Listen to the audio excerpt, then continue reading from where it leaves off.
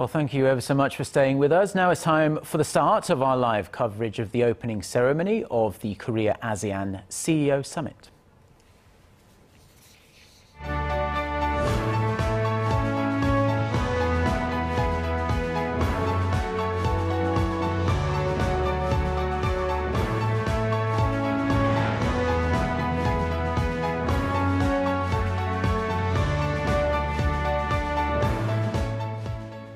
So the Korea-ASEAN Commemorative Summit is about to get underway in Korea's southern port city of Busan. The first order of the two-day event is the CEO Summit.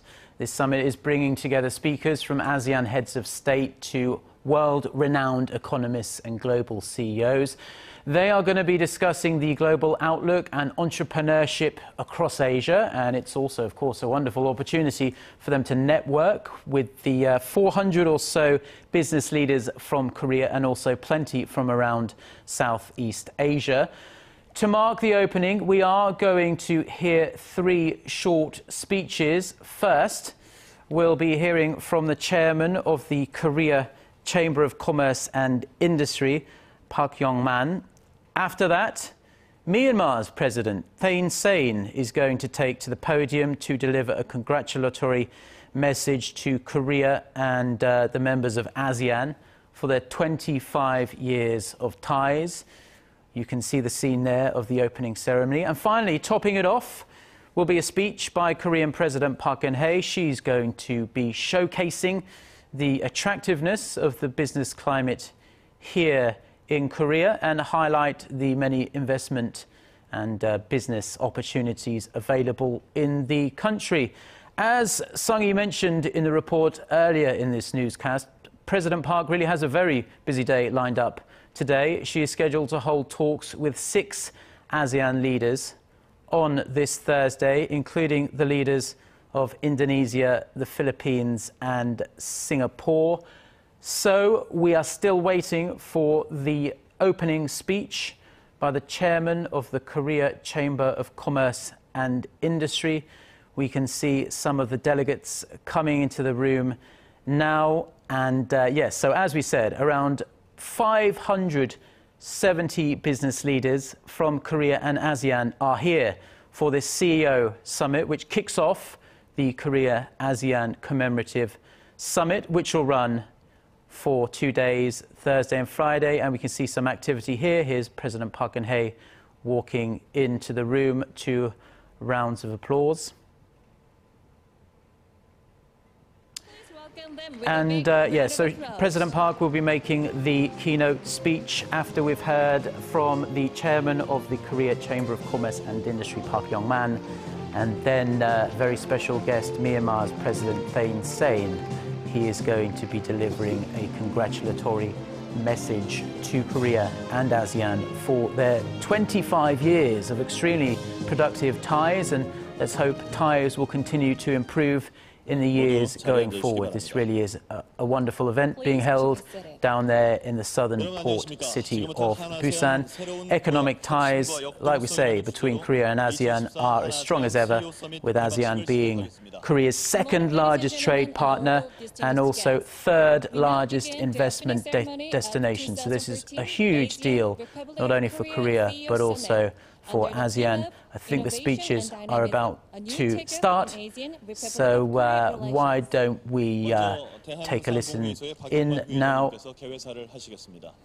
The first speaker is Park Geun-hye, chairman of the Korea Chamber of Commerce and Industry, and here he comes.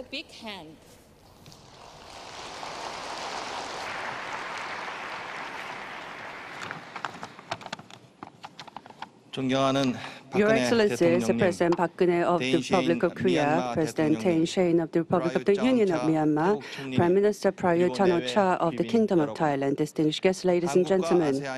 It gives me a great pleasure and honor to be able to host the ASEAN-ROK CEO Summit as we come together in Busan to commemorate the 25th anniversary of dialogue relations between ROK and ASEAN. Representing the Korean business community, I extend warm welcome to all the state leaders, heads of government, and business leaders. I'm sure that you all have your own assessment of the world economic situations, but allow me to take this opportunity to walk through the global trend with you. 6 years have passed since the outbreak of the 2008 global financial crisis, but the world economy is yet to recover from the side effects of the so-called secular stagnation. Huge government debt is plaguing advanced economies around the world, and they are trying to overcome the crisis through the expansionary policies. BRICS, which have been much praised as the new global engine of growth, are facing a growth slowdown. The world is looking out for a new growth engine that can bring vitality back to the global economy and jumpstart a virtuous cycle of growth and distribution. At this critical juncture, and at this very important venue participated by the representative business leaders of RK and ASEAN region, we will deal with the theme of innovation and dynamism, a new takeoff in ASEAN-RK relations. We'll discuss Asia's role in the global economy and also talk about innovation and cooperation between Korea and ASEAN. Even after the 2008 global financial crisis, ASEAN continued to post 5 to 7% growth rates every year, and its role in the global economy is already prominent. By coming up with a growth cooperation plan for Korea and ASEAN, we would be able to create a new driver for Asia and also the global economy that is seeking to identify new engines of growth. Korea and ASEAN already have a close economic cooperative relationship. ASEAN is Korea's second largest trading partner, as well as investment destination. At the same time, ASEAN is the most frequently visited tourist destination by the Korean people and also the largest consumer base for the Korea's cultural products, Hallyu or the Korean wave. Between ASEAN and Korea, there already exists a close sense of solidarity in the economic, cultural, and sentimental aspects. Last year, President Park Geun-hye led a large-scale economic delegation to Vietnam, Indonesia, and other Asian member states. Since then, ASEAN-Korea economic cooperation has been further facilitated. Distinguished guests, ladies and gentlemen, the world is in the desperate need for a new growth engine, and the world is now turning to Asia. Based on solid foundation for cooperation and growth, through which RK and ASEAN governments establish FTA and other arrangements, we, the business leaders, should now take concrete steps for new initiatives. Korean and ASEAN business leaders need to stoke the entrepreneurial spirit and spark innovation. The leaders should respond to the world by identifying new dynamism, which is much needed in this era. Korean companies are pushing ahead with innovation as part of their efforts to realize creative economy. If Korean businesses and dynamic Asian companies can bring together their efforts, mutual growth will be realized, creating synergy effect that can contribute to new takeoff for the Asia and the world. Before closing, I thank Your Excellencies President Park Geun-hye, President Thein Sein, and Prime Minister Park Chan-o-cha for taking time out of their business schedules to be here today. I sincerely hope that the business will achieve the best results from today's summit. I hope that exchanges of ideas and strengthening Korean ASEAN business cooperation and benefiting global economy will take place today. Thank you very much for your attention. 네, 박용만 회장님 말씀 감사합니다. Thank you, Chairman Park Yong-maan. 다음은 미얀마의 우데인 대통령님께서 축사를 해주시겠습니다. The following is the congratulatory remarks by President Thein Sein of Myanmar. Please welcome him with a warm round of applause. 여러분 큰 박수로 환영해 주시기 바랍니다.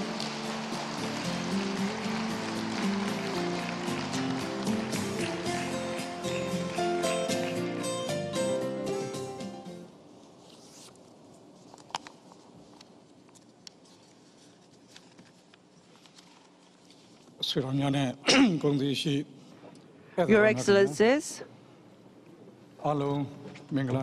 distinguished guests, 안녕하세요. Good morning. I'd like to extend my warmest greetings to the leaders of the ASEAN and the Republic of Korea, who are in the forefront of promoting economic developments of ASEAN and the Republic of Korea, and the chief executive officers who are playing leading roles in the implementation of the economic policies. It is my great honor to deliver the congratulatory speech at the 2014 ASEAN-ROK the CEO Summit. And I have learned that the theme of the summit has been chosen as innovation and dynamism, a new takeoff in ASEAN-Korean economic relations. As the theme aims to promote the ASEAN-Korea economic relations, it is also reflecting the theme of the 25th ASEAN-ROK Commemorative Summit, building trust, bringing happiness. The economic relations between ASEAN and Korea have been growing since the establishment of dialogue relations in 1989. We are encouraged to see that bilateral trade between ASEAN and Korea grew from $131 billion in 2012 to $135 billion in 2013. Moreover, the significant increase in mutual investment that doubled from $1.7 billion in 2012 to $4 billion in 2013, placing Korea as ASEAN's fifth largest source of FDI, and ASEAN stands as the second largest trading partner of the Republic of Korea. And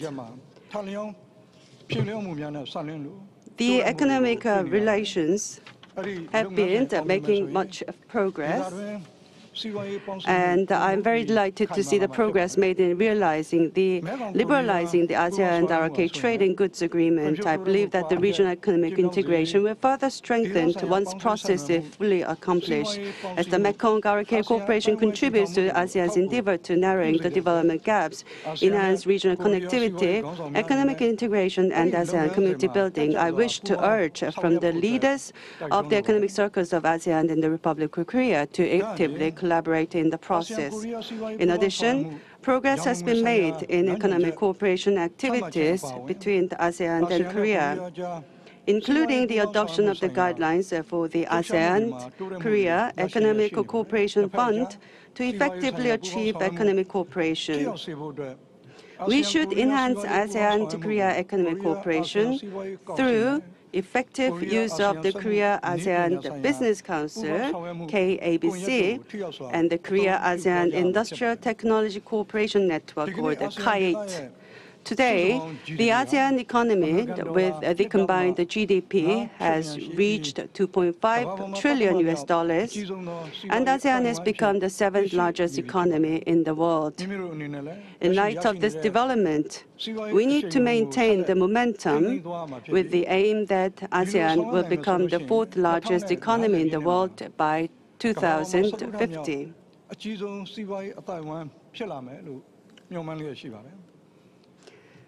ASEAN has been enhancing closer economic partnership with other countries in the Asia-Pacific region, including the Regional Comprehensive Economic Partnership, or the RCEP process.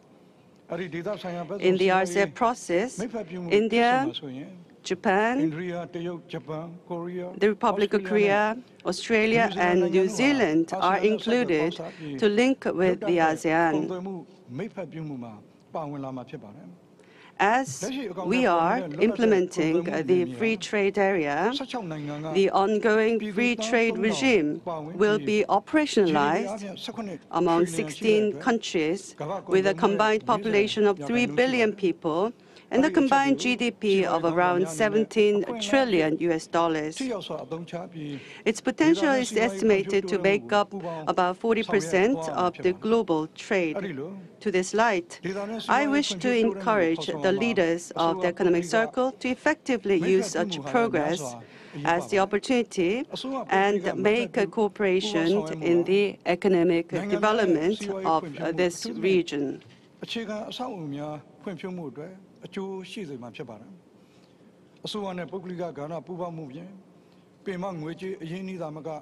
In order to implement the regional economic development, public-private partnership takes place as an important role. Public-private partnership will bring great benefits to the economic development, particularly infrastructure development. The partnership will gain key financial investment, skill, and technology from both sides. Moreover, we should attach great importance to people-to-people contacts and cooperation among the people, as we are striving to build ASEAN as the people-centered organization. Therefore, I'd like to urge the leaders of the business community to work with the Asian leaders and the people in the regional economic integration process. To achieve regional economic development, we highly attach importance to sustainable development and balanced economic growth. In this sense, we should give more emphasis to the promotion of small and medium enterprises.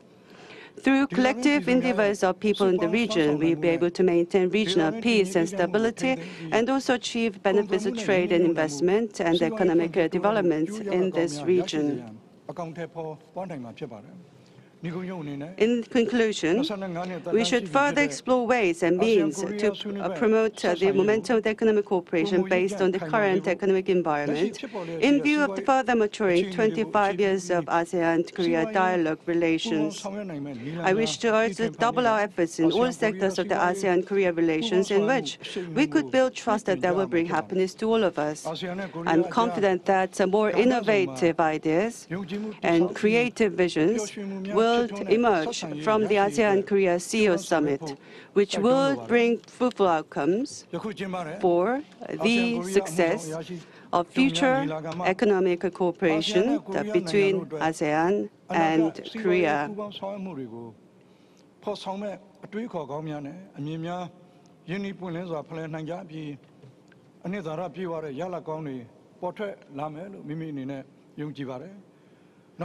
Lastly, I would like to congratulate the Ministry of Trade, Industry and Energy and the Korea Chamber of Commerce and Industry for their excellent arrangements in convening this CEO Summit.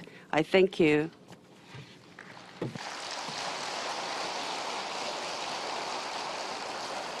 Thein Sein 대통령님 감사합니다.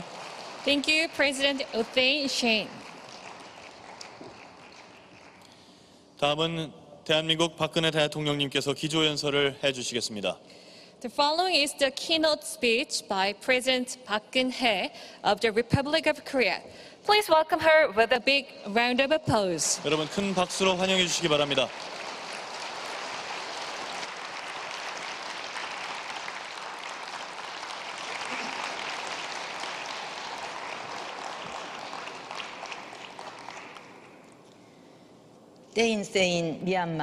Your Excellency Thein Sein, President of Myanmar, Honorable Prime Minister Prayut Chan-o-cha of Thailand, Chairman Park Yong-maan of Korea Chamber of Commerce Industry, distinguished business leaders from Korea and ASEAN.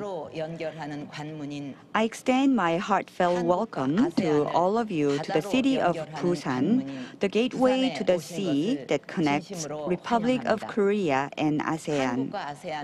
Republic of Korea and ASEAN have enjoyed long relations. Several hundred years ago, Korea utilized imported horns of buffalo from Southeast Asia to make arrows used to protect our nation. At the end of the 1970s, during the oil crisis, Korea overcame the crisis thanks to the oil supplied by Indonesia. including incumbent member of the National Assembly. Numerous figures from ASEAN are contributing to the Korean society. Based on such a long relations we have enjoyed, both sides established dialogue relations in 1989 and continuously developed the relation into mutually reciprocal cooperative ties.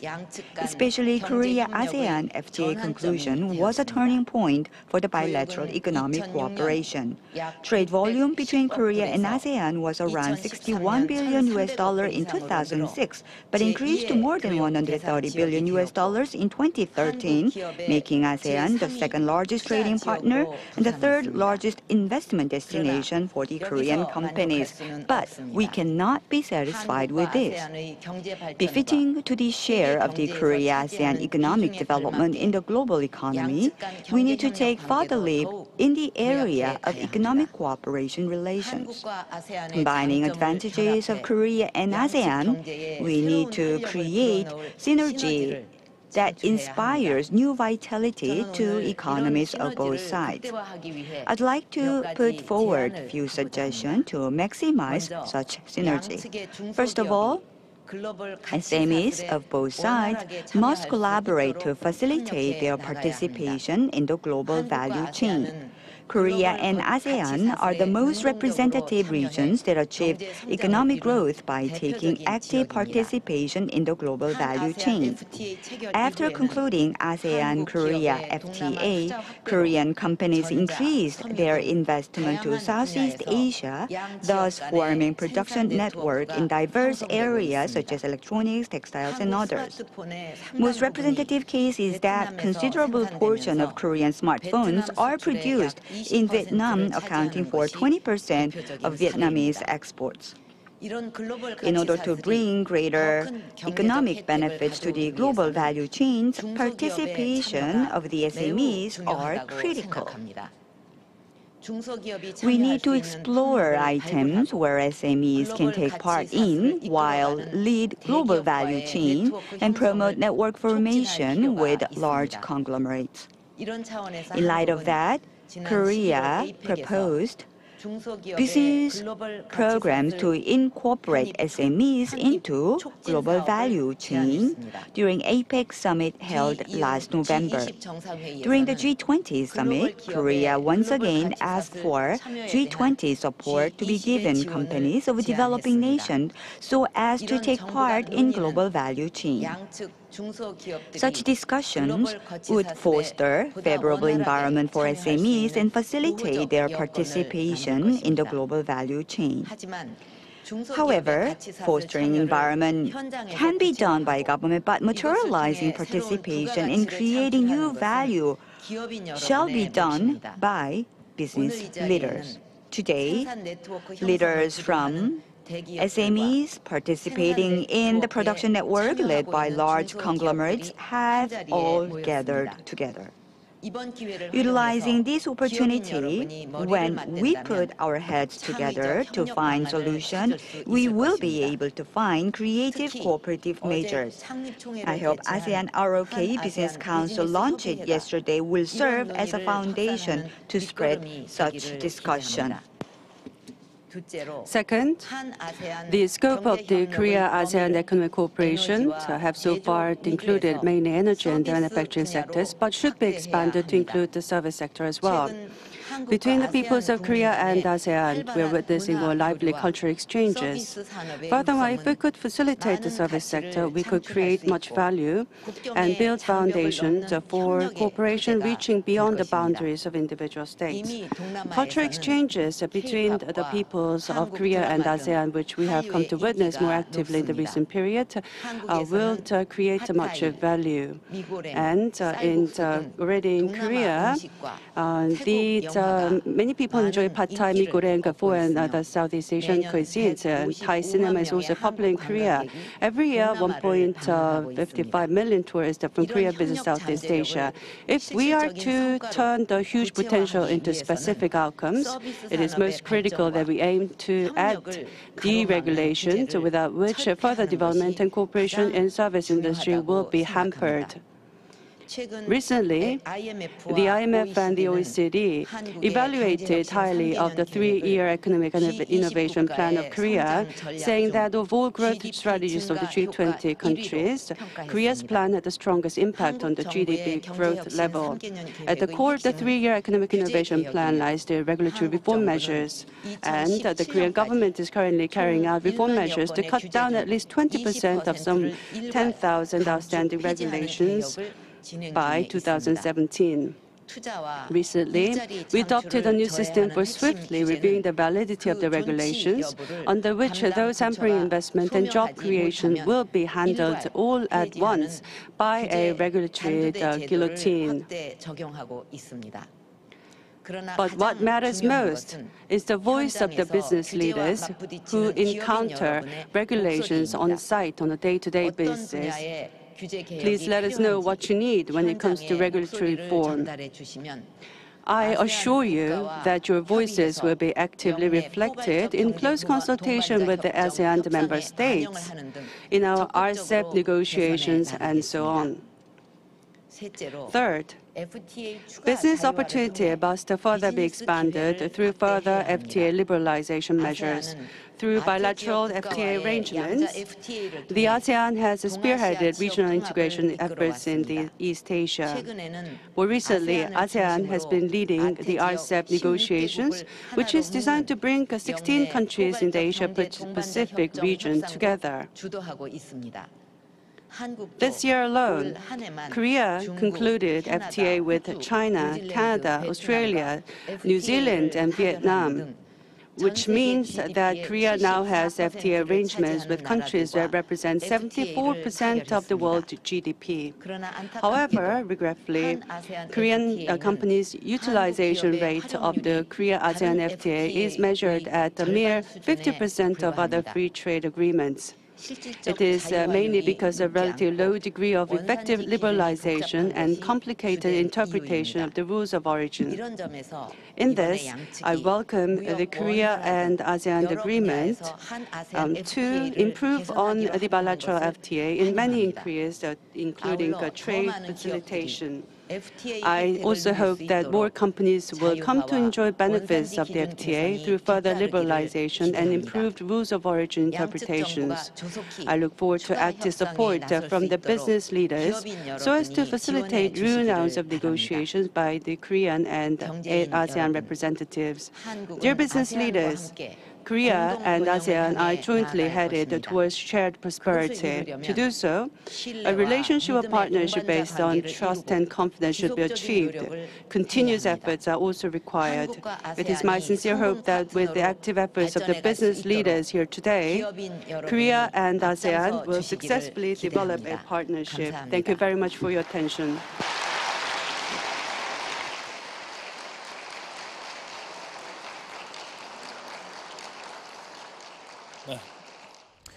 Okay, well, we've just been watching the opening ceremony of the Korea-ASEAN CEO Summit with the keynote speech just given there by Korean President Park Geun-hye. We also heard from the President of Myanmar.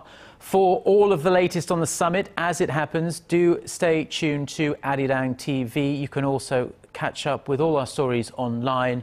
We'll have more updates and connect to our reporters down there in Busan during our next newscast, which is coming up at noon Korea time. Thanks ever so much for watching. Enjoy the rest of your day. Goodbye.